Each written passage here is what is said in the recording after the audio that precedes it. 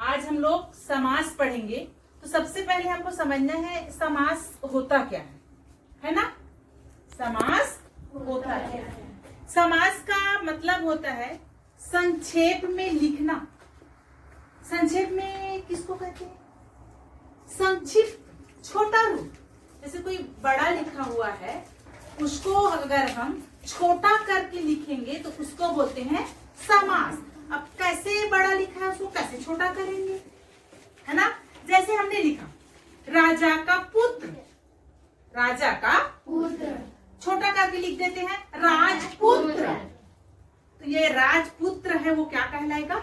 समास। और राजा का पुत्र उसको बोलेंगे समास विग्रह। क्या बोलेंगे? समास विग्रह। मैंने उसको अलग करके लिखने की क्रिया जो है वो क्या कहलाएगा? समास विग्रह। अगर राजा का पुत्र है हम उसको समास करेंगे तो हो जाएगा राजपुत्र। ये समास आया, समास समझ में आया?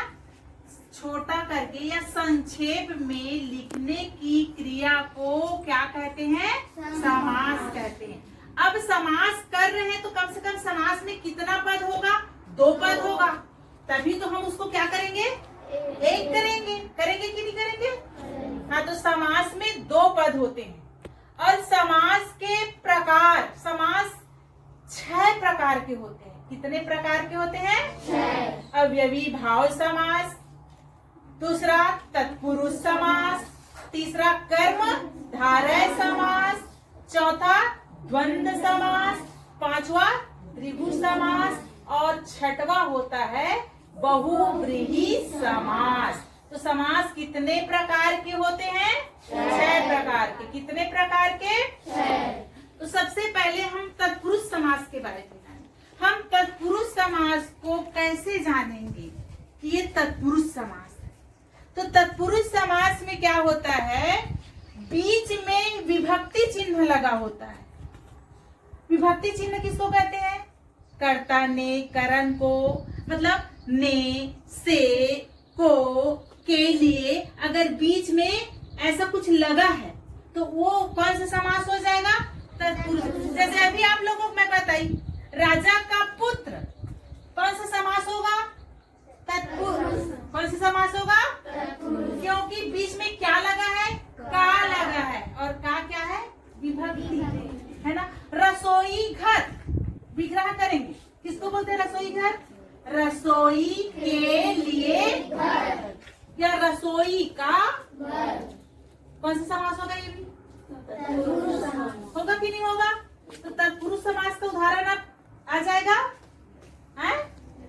अब देखो दूसरा होता है द्वंद्व समास। कौन सा समास? द्वंद्व समास में क्या होता है? इसमें दोनों पद मेन होता है, मुख्य होता है। कैसे दोनों पद मेन होगा? जितना प्रथम पद का महत्व होता है उतना ही दूसरे। अब कैसे महत्व होता है देखिए, माता पिता विग्रह करेंगे तो माता और पिता, जितना माता का महत्व है उतना ही, क्योंकि बीच में क्या लग गया है? और लग गया है। माने त्रिभुज समास में क्या होता है? बीच में और, एवं, तथा। जैसे दही बड़ा, दही और बड़ा। माता पिता, माता और पिता। तो यहाँ पर दोनों और से अलग हो रहा है। तो तत्पुरुष त्रिभुज समास समझ में आ गया? त्रिभुज समास में दोनों पद का महत्व होता है। जैसे माता और पिता, दही और बड़ा। द्वंद्व समास, ये द्वंद्व समास के उदाहरण। कौन सा समास का? द्वंद्व समास। अब होता है द्विगु समास।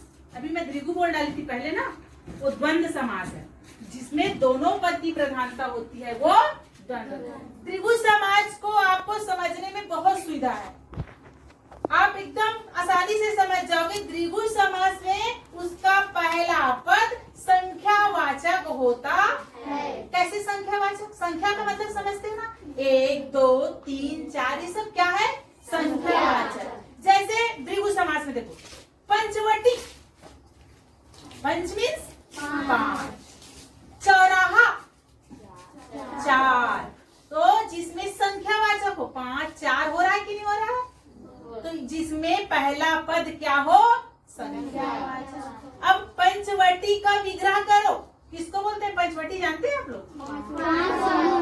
यस, 5 वटों का समूह। जहाँ पर 5 वट एक साथ रहते हैं उसको बोलते हैं पंचवटी। अब उसको हम एक कर दिए, समास बना दिए, तो क्या बन गया? पंचवटी। चौराहा 4 समूह। यस, 4 तो समास क्या बना? चौराहा। कौन से समास में होता है ये? द्विगु समास। कौन से समास में? कर्मधारय समास को आप बहुत इजीली समझ जाओगे। आपको कर्मधारय समास में ध्यान ये रखना है, कर्मधारय समास का पहला पद विशेषण होता है जो दूसरे पद की विशेषण। अब कैसे पहले पद का विशेषण? पहले पद कैसे विशेषण? देखो, काली मिर्च। काली मिर्च विशेषण किसको कहते हैं? जो उसकी विशेषता बताता है। मिर्च की विशेषता कौन बता रहा है? काली। काली क्या है? विशेषण। तो जिसका पहला पद विशेषण है वो कौन से समास? बोलिए अभी। कर्मधारय समास। कौन से समास? कर्मधारय समास। अब बहुव्रीहि समास। बहुव्रीहि समास में सब समास में दो पद होते हैं। बहुव्रीहि समास में क्या होता है? दोनों पदों का महत्व ना हो करके कोई तीसरे पद का महत्व होता है। कैसे तीसरे पद का महत्व होता है ना? चतुर्भुज, 4 भुजाओं वाला। देखो इसमें 2 समास हो रहा है।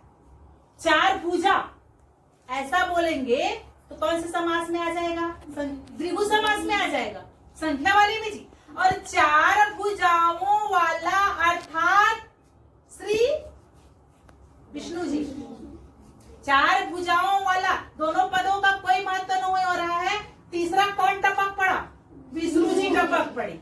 तीसरे पद की प्रधानता हो रही है, तीसरे पद का महत्व हो रहा है। पीतांबर, पीला है अंबर जिसका, अर्थात विष्णु जी। पीला है अंबर जिसका, अंबर मीन्स कपड़ा जी। विष्णु भगवान जी पीले रंग का कपड़ा पहनते। पीला है अंबर अर्थात श्री। इसमें भी कोई तीसरा टपक पड़ रहा है तो ये कौन से समास का उदाहरण होगा?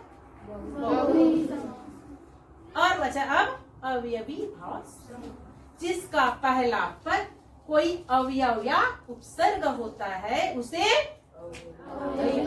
प्रतिदिन,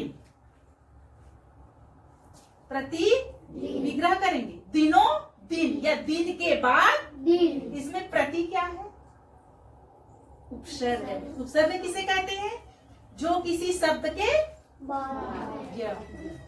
पहले लगता है, जो बाद में लगता है वो तो प्रत्यय है। तो प्रति उपसर्ग है, इसलिए कौन से समास होगा?